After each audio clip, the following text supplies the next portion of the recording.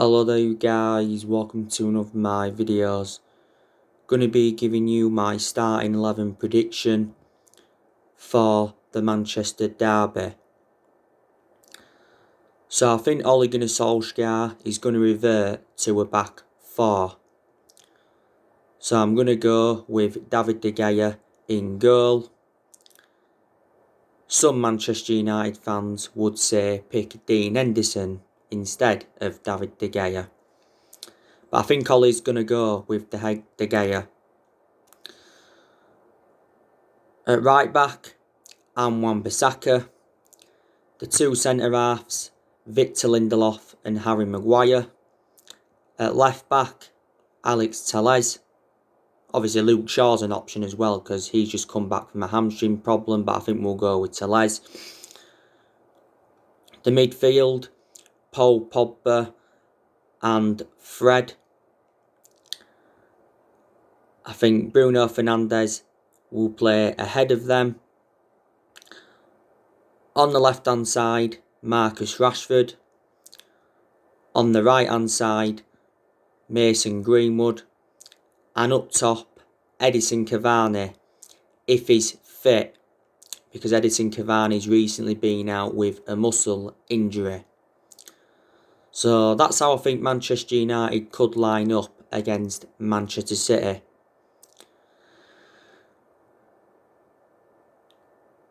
Now, this game against Manchester City is a must-win game for Manchester United, because we're coming into this game on the back of a 3-2 loss against RB Leipzig. We're obviously no longer in the Champions League. And reflects on that, Ole Gunnar Solskjaer is under pressure. We won our last league game against West Ham, beat them by 3-1. We did beat Manchester City 3 times out of the 4 times we played them last season. We're beating them 2-0 at Old Trafford. We're beating them 2-1 at the Etihad. And we're beating them 1-0 in the Carabao Cup second leg. But obviously we went out because we was 3-1 down from the first leg. This is the 183rd Manchester derby. Manchester City have been in good form recently. You know, they've just recently beat Marseille 3-0. They beat Fulham last week 2-0 and they beat Burnley the other week 5-0. And they are sitting, 7th in the Premier League. They are 1 point behind us. Now, City have got one of the best managers in the world in Pep Guardiola. You know, Pep Guardiola has won quite a few trophies at Man City. He's won 2 Premier Leagues. He's won a few League Cups with them. He's won the FA Cup with them. And he's won the Charity Shield. A few seasons ago, Manchester City won the domestic treble.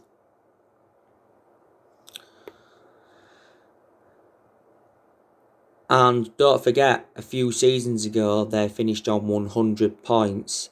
City became the first team to get 100 points in a Premier League season. Pep Guardiola's been at City now for a good 4 years or so. You know, City got him in 2016. Before he was at Man City, he was at Barcelona. He did win the Champions League with Barcelona. And before he was at Barcelona, he was at Bayern Munich. City have not yet won the Champions League, and that's Pep Guardiola's priority, to win the Champions League with Man City. Guardiola signed a 2-year contract with Man City, was it, earlier on this season.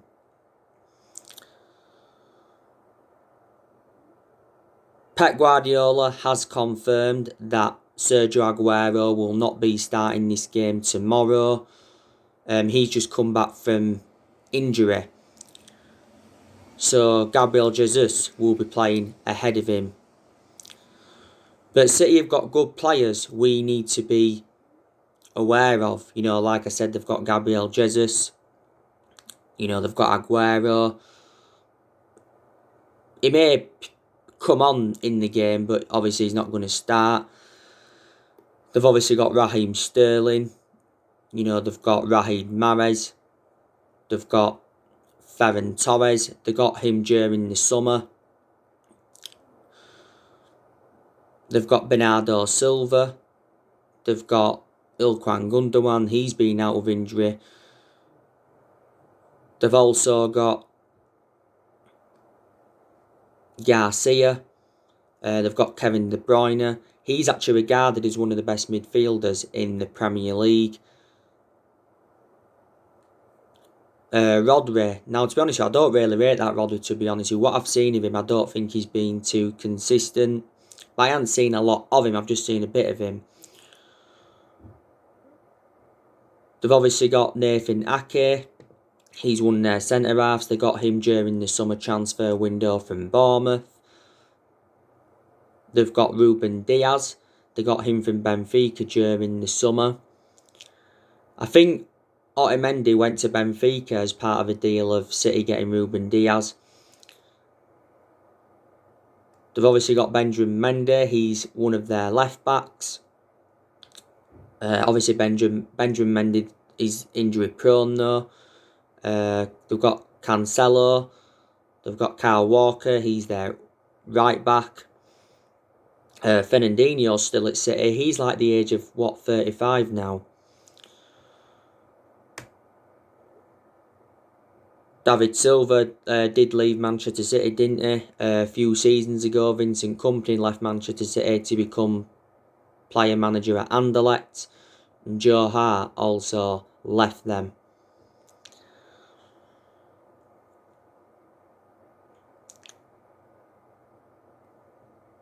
But yeah, I am really, really looking forward to this game.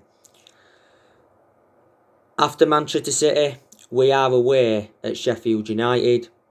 Manchester United should be winning that game because Sheffield United are bottom of the league and they haven't won a game yet this season. They've only registered, 1 point from their opening 11 games. And after Sheffield United, we've got Leeds. That's going to be a pretty tough game. And then after Leeds, we've got Everton in the Carabao Cup. After that, we've got Leicester. So games are coming up thick and fast for Manchester United. Now, obviously, going into this Manchester derby, Ole Gunnar Solskjaer's got the full backing of Ed Woodward, despite us getting eliminated from the Champions League. And Woodward's come out several times to support Ole Gunnar Solskjaer. You know, the main explanation why Solskjaer is still Manchester United manager is because he's a club legend, and reflecting on that, the board have softened their stance on him. I think disregarding being a club legend, he would not be Manchester United manager now.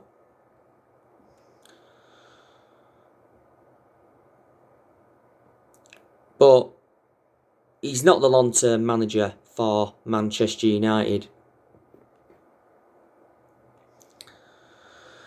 Because Ole is out of his depth. His decision making is very, very poor. And he hasn't got that proven pedigree as a manager. You know, Manchester United is the third club in his managerial career. Obviously, before he came to us, he was at Molde. He won a few Norwegian titles at Molde, but, you know, Molde are a big club. And before he was at Molde, he was at Cardiff, and he enjoyed a very, very short tenure at Cardiff. The main explanation he got sacked from Cardiff is because he ended up getting Cardiff relegated. Now, it's nearly Ole Gunnar Solskjaer's 2-year anniversary at the football club. He's been in charge of Man United for almost 2 years. He's under contract with the football club until 2022. Now, I can assure he won't see out his contract at the football club.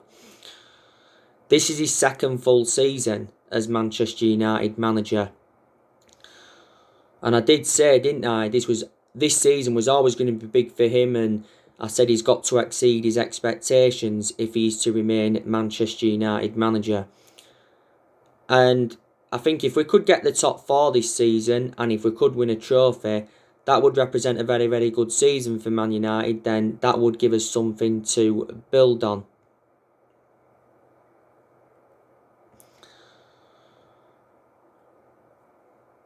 Wouldn't it? It is good that we are making plans for next year, because obviously Manchester United need more signings. You know, there has been a lot of players on our agenda. You know, the likes of Jadon Sancho's been on our agenda, Eduardo Camavinga's been on our agenda, Erling Haaland's been on our agenda, Ousmane Dembele's been on our agenda, you know, Dayot Upamecano, he's been on our agenda and all of that. I think Man United need a centre-half and a right winger. They are the 2 priorities. Obviously, we're going to get rid of players next year because there's still deadwood in the squad that we do need to get rid of. But like I've said, Solskjaer does deserve more backing at the football club. Our board has been one of the biggest problems at the club for several years, because obviously our recruitment policy has been poor for a good 8 years or so, and the managers that we've had since Ferguson left have not been backed enough. This is why. Like I updated you recently, our senior players are concerned that Solskjaer's constant changes will have a negative impact on our form. Now, I just think that Solskjaer's got to identify his best 11 at the club, because I don't think he knows his best 11.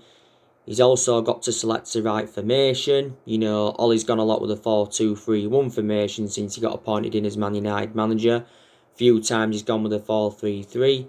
A few times he's gone with a 4-1-2-1-2. You know, in a lot of the big games he's gone with that 3-5-2 formation. You know, there is positive to take from Ole Gunnar Solskjaer's tenure. You know, there's not all negativity regarding him. Like I said, he did well in his first full season at the club, which was last season. He got us qualification for the Champions League, also got us third, and he guided us to 3 semi-finals. You know, he's made good signings since he got appointed in as Man United manager. You know, he's spent over £200 million and he's enjoyed around 4 transfer windows at the club. You know, he's got rid of some of the deadwood since he got appointed in.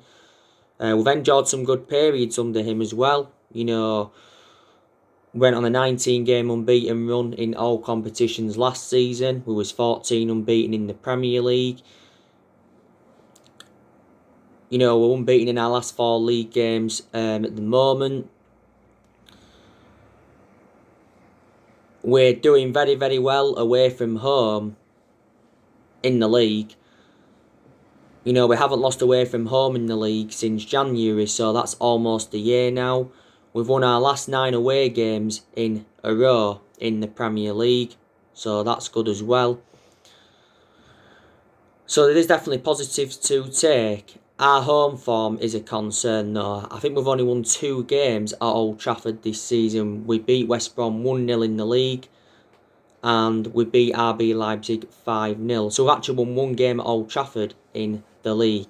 We've been enjoying our worst start at Old Trafford for around 50 years. You know, there has obviously been a lot of talks of Mauricio Pochettino replacing Ole. You know, a few times Massimiliano Allegri's been on our agenda. A few weeks ago, Julian Nagelsmann was on our agenda. There was reports stemming from Germany saying that Thomas Tuchel was on our agenda as well. We've sacked 3 managers since Alex Ferguson retired, and that was David Moyes, Louis van Gaal and Jose Mourinho. So Ole's our 4th permanent manager since Ferguson left. But in the last 8 years, we have been playing catch-up. You know, we've obviously had different managers with different philosophies. We've spent over £1 billion in the last 8 years on players.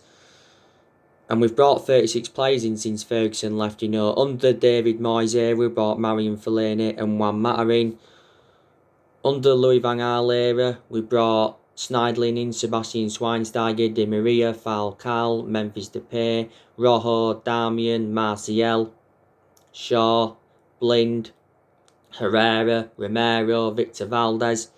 They're the players we brought in under Louis van Gaal, but the vast majority of the players we brought in under him have now left. Under Jose Mourinho, we brought 11 players into the football club. Mourinho brought Lee Grant in. He's still here. He's like 39 now, though.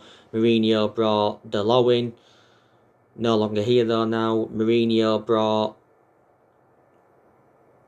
Victor Lindelof in. He brought Eric Bailly in. Bailly was the first signing he made. He brought Paul Pogba in. He brought Nemanja Matic in. He brought Lukaku in. He brought Sanchez in. He brought Ibrahimovic in. Mkhitaryan, Mourinho also brought him in. He brought Fred in as well, that's another one. So yeah, the vast majority of this team is Jose Mourinho, so Ole Gunnar Solskjaer is inheriting them. We haven't won the Premier League since 2013, so we haven't won that now for like 8 years. Solskjaer recently said that Manchester United can win the Premier League, and he did make an admission saying that the job is not too big for him.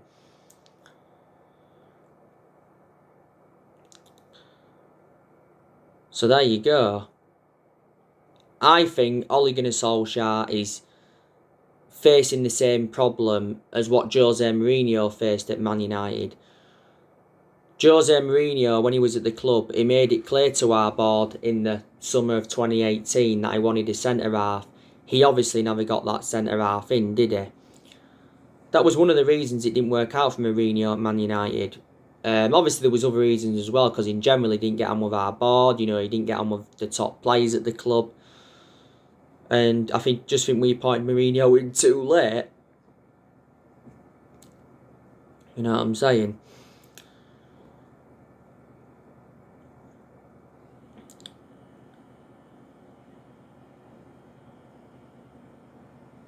But yeah, there's good players at Manchester United.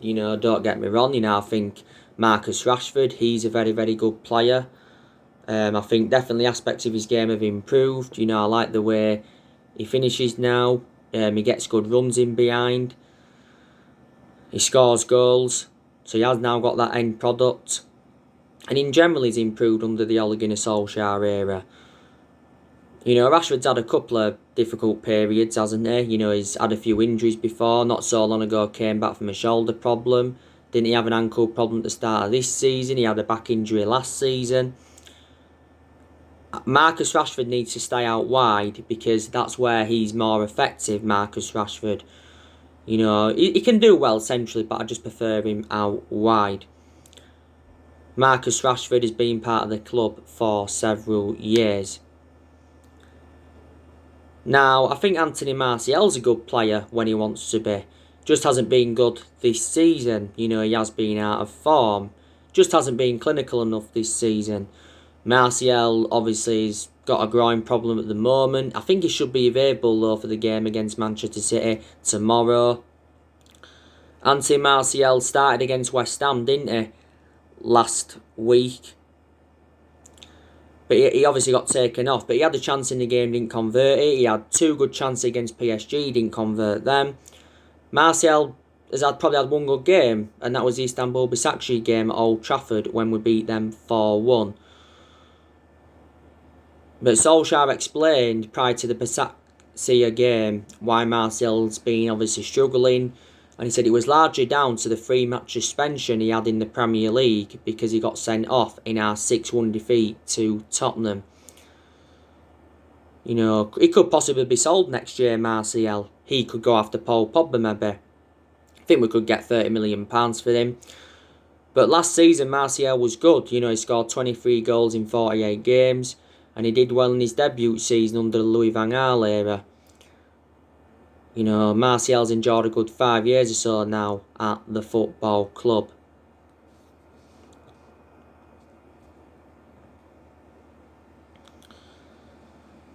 Edinson Cavani, you know, he's also been very, very good. He's enjoyed a fantastic start to his Manchester United career. Cavani, the other week, came off the bench and scored 2 goals against Southampton and got an assist. So he changed the complexion of that game. He also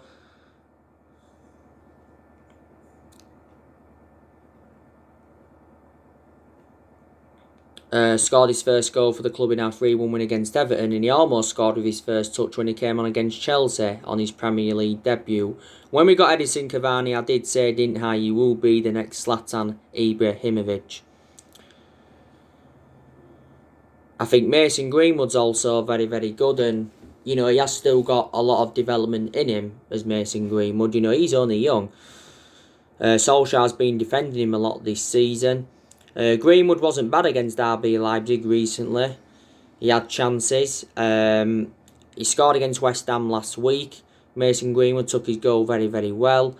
I hadn't had a lot of a perception on him though this season because obviously he's had personal issues, he's had injuries, obviously he's had illness as well at one point.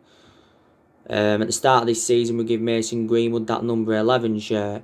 He's got a contract with Man United until 2023 as Mason Greenwood. But he's the foreseeable future for Manchester United. This is his second season in our senior squad. Bruno Fernandes, he's also a very, very good player. He's Manchester United's best player because he's made the difference in the team. Bruno Fernandes has created more chances than any other player in the Premier League so far this season. So that just indicates how good he is. Disregarding him out of the team though, we'd be in a worse position than we're in. Bruno Fernandes has been at Manchester United now for almost a year. A lot of his goals have come from the penalty spot. You know, he's obviously provided assists as well. He won Player of the Month for November. You know, he's won it quite a few times now as Bruno Fernandes. We paid £47 million for him from Sporting Lisbon back in January.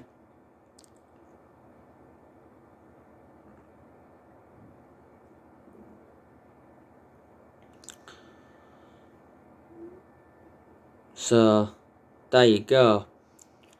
And it said after the West Ham game we was preparing to offer him a new £200,000 a week contract, you know, doubling his current wages, because at the moment he's on around 100 grand a week. But Bruno Fernandes is the best signing we've made since Ferguson, without a shadow of a doubt. I think Donny van de Beek, you know, he's also very, very good. He's good as Donny van de Beek. Donny van de Beek didn't start against RB Leipzig, but he did come on, and as soon as he came on, Solskjaer reverted to a back four. Donny van de Beek started against West Ham the other week. That was his second start in the Premier League for Man United. He started against Southampton as well. That was his full Premier League debut, and I thought he did well. I like the way Van de Beek gets forward. I like the way he wins the ball back. Sometimes he can dictate the play well. We've been playing him in that deeper role, but that's where he's more effective, Donny van de Beek, you know, but he can play in like 3 different roles, can't he? Box to box, number 10, and play him out wide. In the game at Old Trafford against Leipzig, we started him in that number 10 role. We paid £40 million for him from Ajax. I think Fred is also a good player as well. Not world class, but he's good because he has enjoyed good games this season for Manchester United, where he's broke up the play well and he's showed good attacking intent. Fred has just come back from suspension. He was suspended for the RB Leipzig game, wasn't he? Because he got sent off in our 3-1 defeat to PSG the other week, because he received 2 yellow cards. Fred didn't play against West Ham either. Solskjaer explained why, because he wants to rest him for the game against Manchester City. Like I've said earlier on, I think Fred will start the game tomorrow.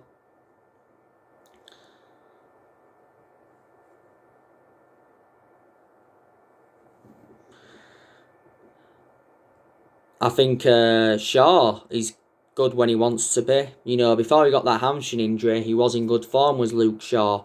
But my element of concern about Luke Shaw is that he's too injury prone. You know, Luke Shaw's enjoyed a good 6 years or so now at the football club. We paid £30 million to him from Southampton back in 2014. I think Alex Telles is good. You know, I think he's enjoyed a good start to his Man United career.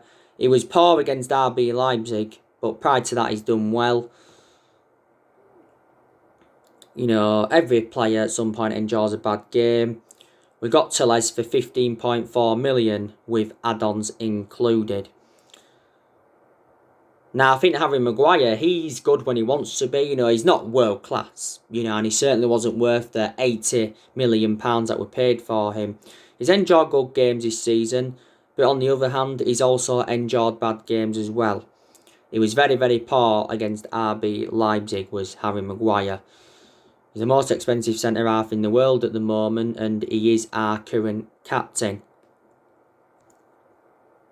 Is Harry Maguire. Victor Lindelof, now he can be good when he wants to be, and he has enjoyed some good games this season, but I do have my strong reservations about him. You know, he does get exposed a lot. He's static like Maguire, and he's not on the same level as Harry Maguire. Lindelof's enjoyed a good 3 years or so at the football club. We got him in a deal worth £31 million from Benfica back in 2017. Eric Bailly, he's good. That's when he's fit. You know, because he's always injured, isn't he? He's just come back from muscle injury not so long ago, Eric Bailly. Would you prefer him over Victor Lindelof? And Wan-Bissaka, I think he's good. He's been very, very good this season. There has been a couple of games where he has actually been poor, though. We've got concerns about Wan-Bissaka's, you know, lack of attacking intent and his distribution and that. I think David De Gea, to his credit, has been good this season in a lot of games as well. I said he will remain our number one for at least his present time. Could remain our number one for the rest of this season. This is David De Gea's 10th season at Manchester United, so he has been a long serving. He's made over 500 appearances for the club in all competitions. But there's also poor players at Manchester United as well. You know, I think Paul Pogba, he's very, very poor. Well, he has had a couple of good games recently. You know, he made an impact when he came on against RB Leipzig, didn't he? I think he scored. You know, he scored last week against West Ham. He started that game. That was his first start in the Premier League for over a month. I'm expecting Paul Pogba to leave the football club next year. Manchester United chefs want Paul Pogba out of the club in January. We have lowered his asking price and we will accept as low as £50 million. Paul Pogba has recently had heart-to-heart talks with Solskjaer. I think there's a good chance that he could make a return to Juventus. You know, if he does go back to Juventus, we could get Ronaldo as part of the deal. We could even get Paul Dybala as part of the deal. Pogba's agent, Mini Raiola, recently told 2 Sport that Paul Pogba's time at Manchester United is over. He's got no intentions of signing a new contract and he is unhappy, and he said that he has to leave. There has been no talks over getting him a long-term contract. Earlier on in the season, we triggered that 1-year extension on his contract, so he's under contract with Man United until 2022. Pogba's obviously been linked to a move to Real Madrid. PSG have been in for him before, so too have Barcelona, and Inter Milan have also been in for him. So he has had a long-running transfer saga. He's just come back from an ankle injury, Paul Pogba. Ollie did confirm that ankle injury was totally contrast to the one that he had last season, but at the moment he is our most expensive signing because we paid £89 million for him. But to be honest with you, I think we look better without Pogba in the team. I think Matic is poor. He hasn't been great this season. You know, he did have some good games though towards the end of last season. Daniel James, when he's been playing, he's been out of form. But he's actually lost his place now in the team. But despite that, he said he still loves it at Man United. You know, Jesse Lingard, you know, he wasn't good when he was playing regularly. You know, Jones, he's been inconsistent since he came in.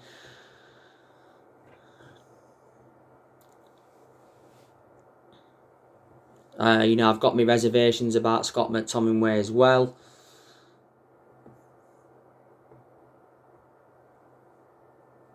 So there you go. And yeah.